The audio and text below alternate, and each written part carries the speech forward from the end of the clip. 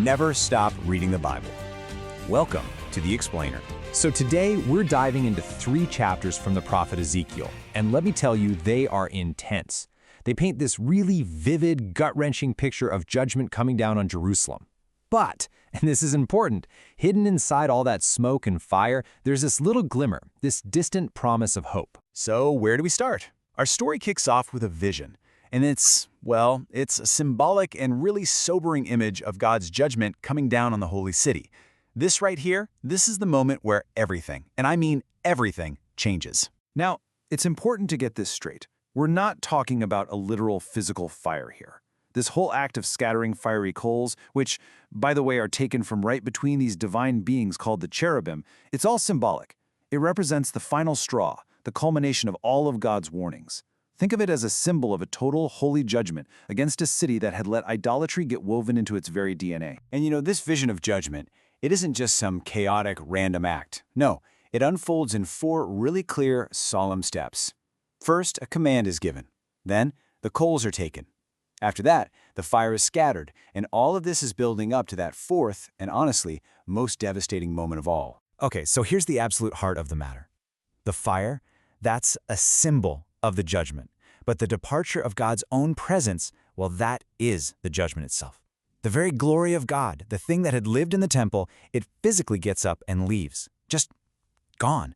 And with that, the city is left spiritually empty, totally vulnerable. Its sacred protection has just walked out the door. All right, let's move on to chapter 11, because this is where we see that this judgment isn't just, a blanket punishment for everyone. Not at all. It actually creates this massive divide among the people, and it's about to turn their entire worldview completely upside down. And what we see here is it's a shocking reversal. It's almost unbelievable, really. You have the people who were left behind in Jerusalem, and they feel totally secure, privileged. They're even looking down their noses at the ones who are dragged off to Babylon, thinking they're the cursed ones.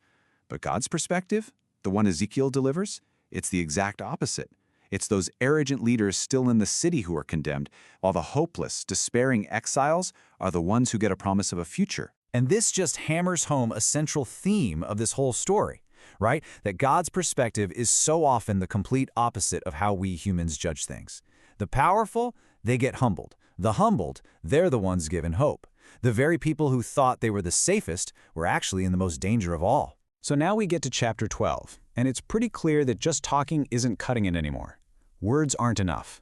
So, to shatter the people's deep-seated denial, Ezekiel himself has to become the message. He has to become a living, breathing prophecy. You really have to put yourself in their shoes. I mean, despite all these incredibly clear warnings, there was still this dangerous kind of hope lingering around. A sort of false optimism, This belief that Jerusalem, God's city, just couldn't fall, that it would be saved at the very last second.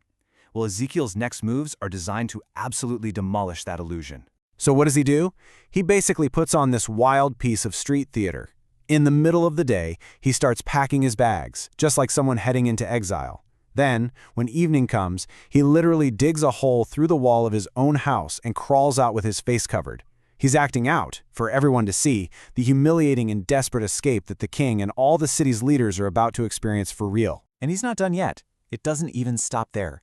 His every single meal becomes another part of the prophecy. He eats his bread quaking with fear. He drinks his water trembling with anxiety. See, this isn't just about exile anymore. This is a living prediction of the coming siege, the terror, the famine, the absolute scarcity that is going to grip every single person left in that city. And, just in case anyone somehow missed the point of his whole performance, the chapter hammers it home with 2 final messages. The first one basically shoots down that old saying that prophecies take a long time to come true. And the second message? It declares that from this point forward, God's word is going to be fulfilled and there will be no more delay. None. The time for waiting is completely over. This whole ancient story, it really forces us to ask a question that's just as relevant today. The people in Jerusalem, they had hope. But it was a hope totally disconnected from reality. It ended up being an excuse to do nothing, a shield to hide behind, and it makes you wonder, right? When does our own hope, our own optimism, become the very thing that stops us from facing a hard but necessary truth? This has been an explainer from the Center Studio.